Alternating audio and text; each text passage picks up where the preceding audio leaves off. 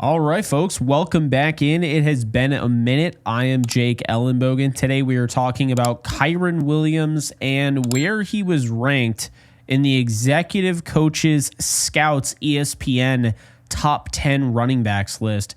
Before we dive into that, just want to let you guys know that you can follow me on all social media at JKBogan, including Instagram, TikTok, Twitter, Kick, and Twitch.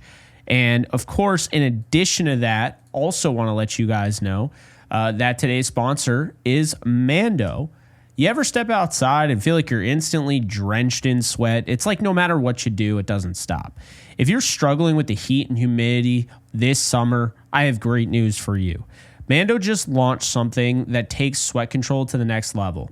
Introducing Mando Deodorant Plus Sweat Control Solid Stick.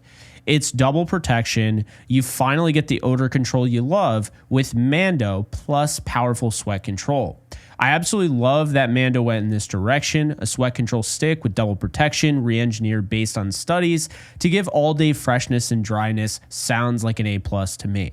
If you want to get in on the action, you can use my code JKBogan and get 20% off site-wide plus free shipping. So head on over to shopmando.com. Please support the channel and tell them we sent you.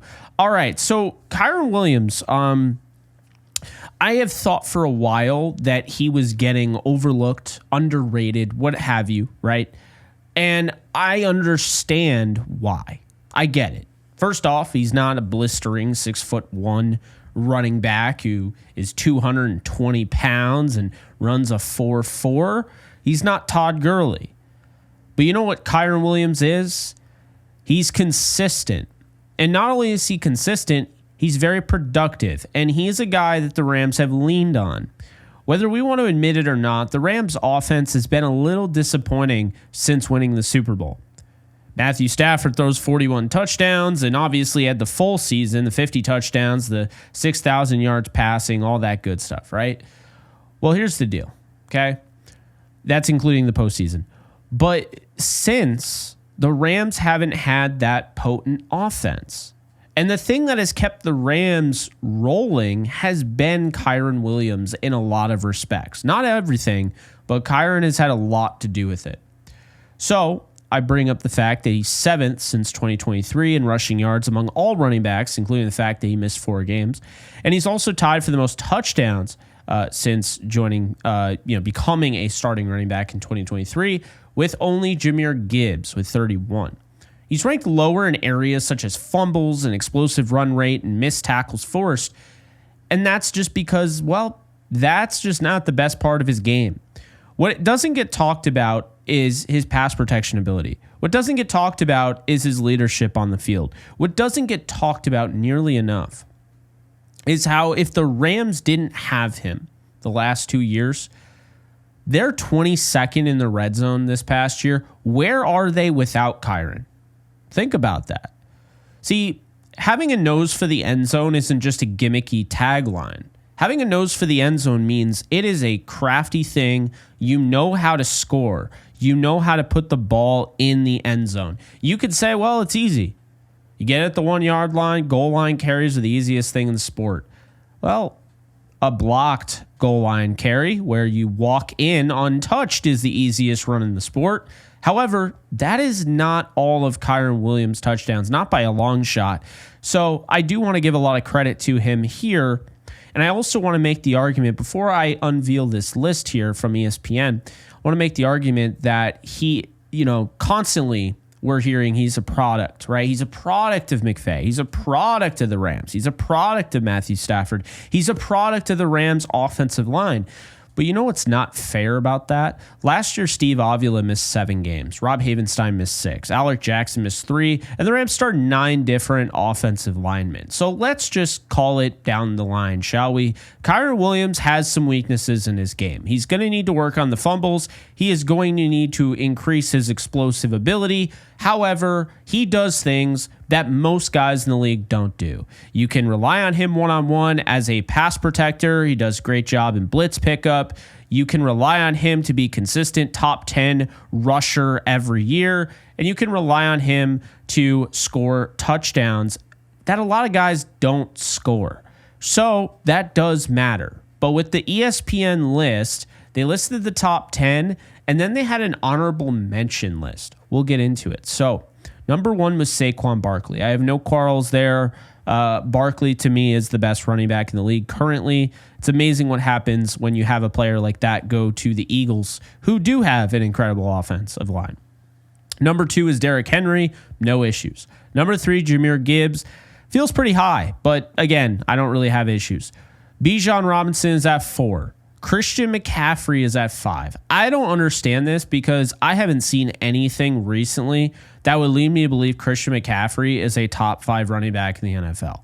It is a big question mark whether he is going to return from this injury and look any bit like the Christian McCaffrey we knew.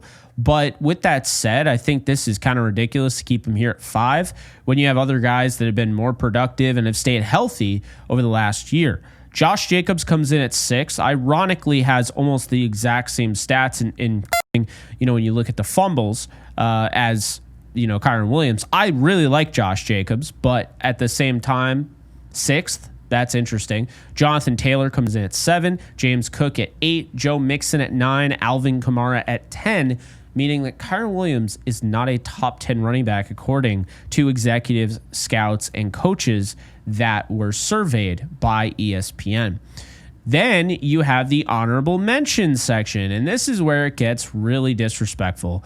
Bucky Irving, who only played 1 season last year, is 11. Aaron Jones, who I really like. I think he's one of the more underrated running backs the last 5 or so years. Should not be rated ahead of Kyren. He was ranked 12th.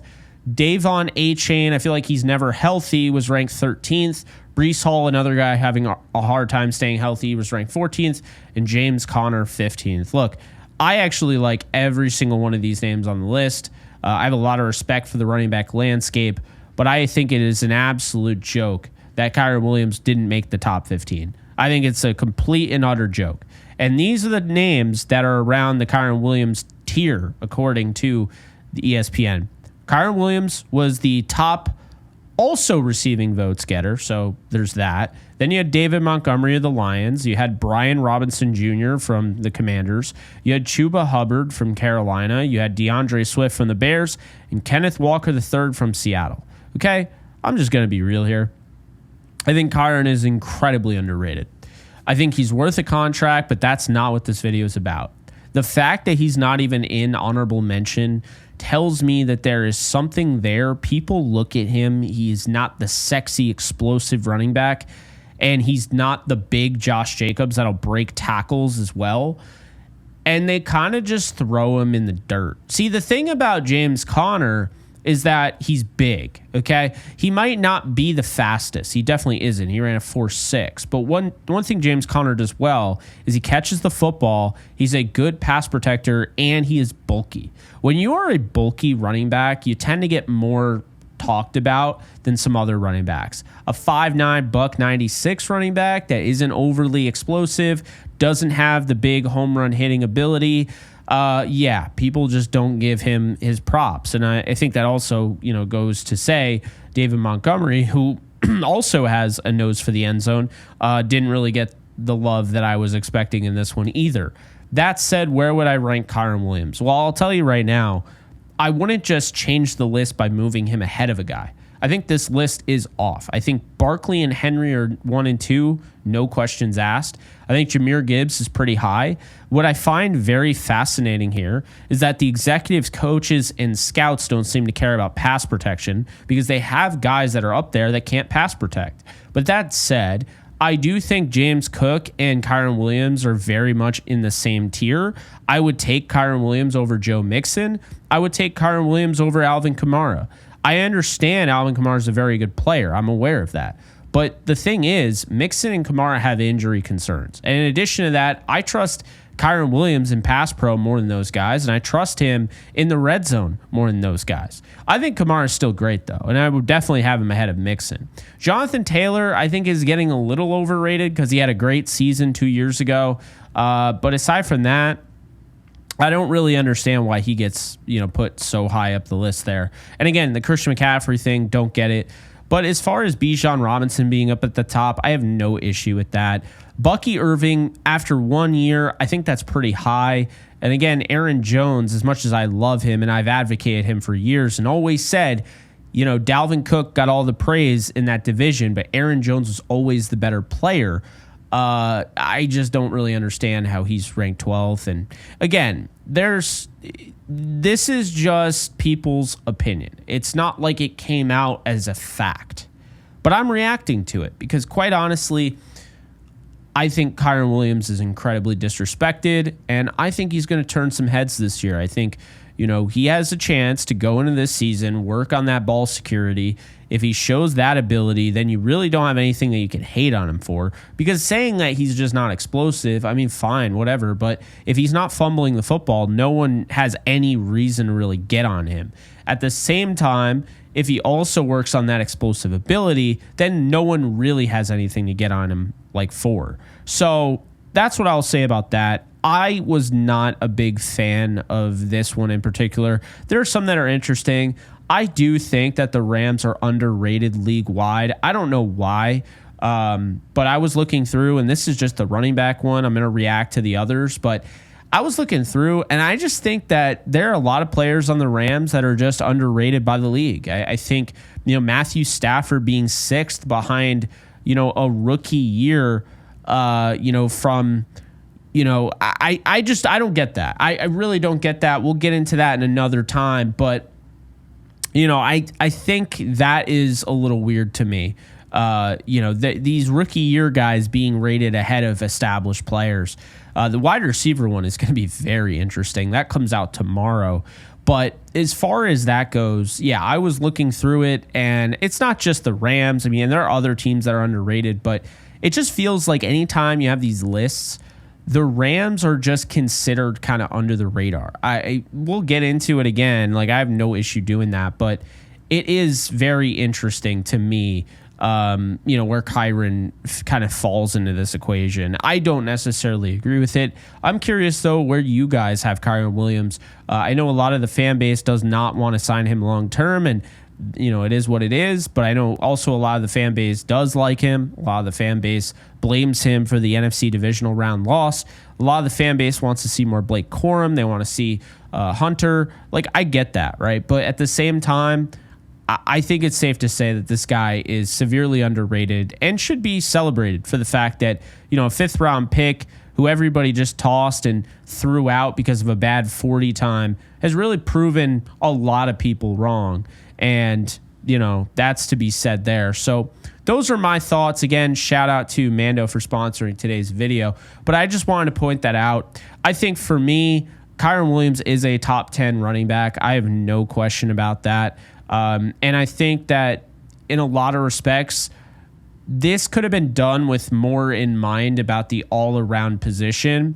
And point blank period, when you look at the tight end rankings that they did, they have George Kittle 2nd behind Brock Bowers. I love Brock Bowers. Absolutely love Brock Bowers. I think he is fantastic. One of the best pass catchers coming out of the draft I've ever seen. But Brock Bowers is nowhere near as good as George Kittle as a full-on tight end. And that is my issue with these lists. I feel like they're looking at certain qualities, and they're only looking at those, and they're nullifying pass protection and things along that nature. And I think that goes to show you the blocking at tight end, which I think is a huge deal, was not factored enough, and that's why George Kittle wasn't rated the number 1 tight end in that ranking. So those are my thoughts. Again, doesn't mean I'm right, doesn't mean I'm wrong, but I'm just giving you my thoughts out there about Kyren Williams. Let me know in the comment section what you guys think, and I'll see you guys in the next video. Take care, folks. Later.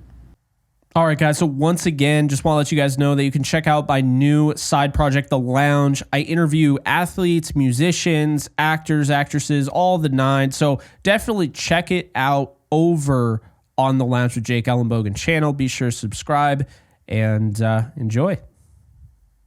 In case you guys haven't noticed, I do have a Discord channel for my community on this channel. And if you want to be a part of it, it is free. The link is in the description below.